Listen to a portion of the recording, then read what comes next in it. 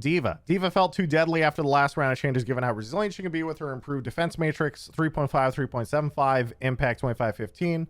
Fixed in last update, call mech ult cost reduced by 12%.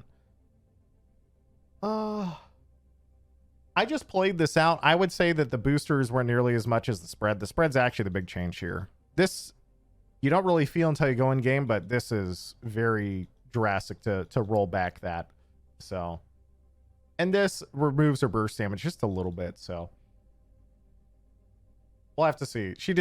She lacks the spike damage to immediately 100 to 0 you now, which is she probably shouldn't have had anyway. Although it was very funny to have 25 damage, get nano to boost in the enemy team melee and immediately just shred them. If you hit like 3 people, it was insane.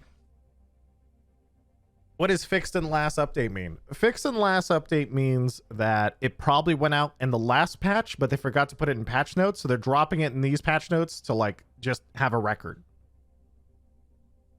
So that way it's written down at some point, even though they missed it before. Zarya. Early player sentiment predicted Zarya is one of the weakest solo tanks in 5v5, although her high damage potential and barrier uptime have proven to be extremely effective.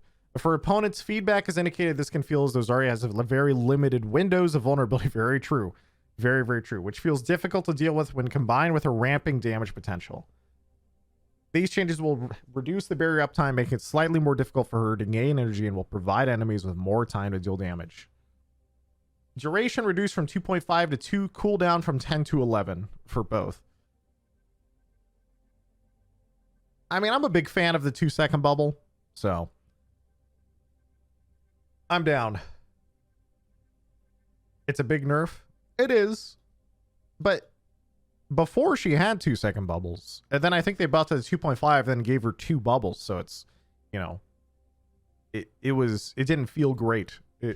She still feels good. Yeah, I don't think this is, to be perfectly honest, chat, I don't think this is an insane nerf for Zarya.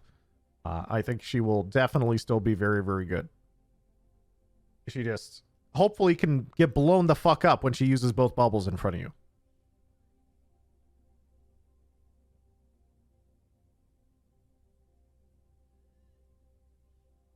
Both the nerfs are just undoing the buff she got in Overwatch 2. Yeah. Yeah, but she still has, yeah. Exactly. Damage. Genji has greatly benefited from the move to 5v5. Changing to a single tank and the reduction of crowd controls removed a lot of obstacles for Genji. However, he hasn't received tuning updates since he wasn't actively in the meta until launch, an intentional decision based on our general preference to avoid preemptive adjustments when possible. I find that line interesting. Our general preference to avoid preemptive adjustments, yet they preemptively buff Zarya. I guess it's general. These changes will bring Genji more in line with the other flanking damage heroes like Tracer and Reaper. Max damage reduced 30-24, damage reduced 29-27. I've told my thoughts on the Genji nerfs in many times in the past, but basically,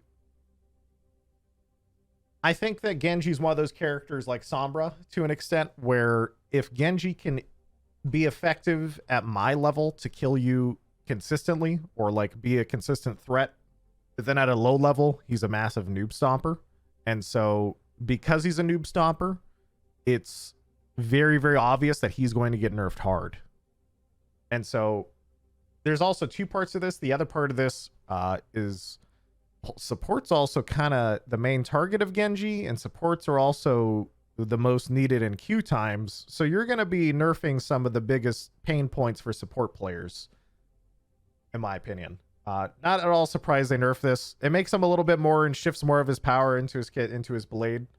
So, yeah. We'll see. Casuals can't play Sojourn, but Genji's easier to use. How? I mean, so Genji's easier to use because all you really have to do is just like throw some shurikens, dash, and right click. You don't need to know anything complicated about Genji. Even if you kind of suck, like, dude, if you get right up in their face, like I promise you, the target's pretty big. You know what I mean? And so if you think about new players, man, they really struggle to hit Genjis during Dragon Blade dashing around. They really struggle to hit double jumping players, right? Like a Genji bouncing around for someone who has bad aim is a lot harder to hit for people like me, when I see a Genji double jumping, I'm going to hit most, like, if not all my shots if I'm actually not rusty as fucking terrible. So, in general, though, I don't think this is surprising. They've already made their philosophy very obvious, right? Like, if I go in game right now and you just check the leaderboard, because I love doing this because it's so funny. We just go down to here, click on damage, and it's like, oh, uh-oh. We better nerf Genji, you know. Pog, rank 15 Junkrat, by the way. Genji is one of the top played, by the way, in many of these. So it's like, I know. I know. I'm half memeing here. And there are a lot of Genjis most played in here, too. Also, nice. Torb.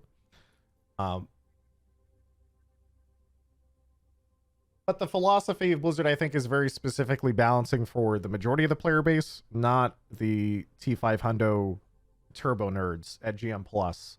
And so nerfing Genji makes a lot of sense. He's a noob stopper. The main pain point, I would say, for low-level support players is probably Genji.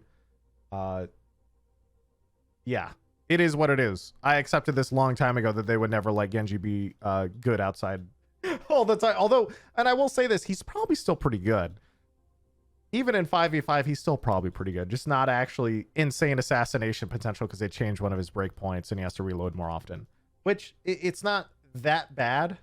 It just kind of depends. Like, if you are still getting pocketed or they have a Discord, you're still going to one-shot them. So, anyway, let's keep going. Junkrat, Steel Trap fix in the last update. Arming time increased from 0.5 to 0.75. Trap duration reduced from 3 to 2.5. There's something, I don't know why this got changed. This is so random. I actually have no idea why Junkrat managed to get a trap nerf of all things. It's so weird. But I don't think it did anything. Because if you get hit with a Junkrat trap, it still hits you for 100 damage and you die.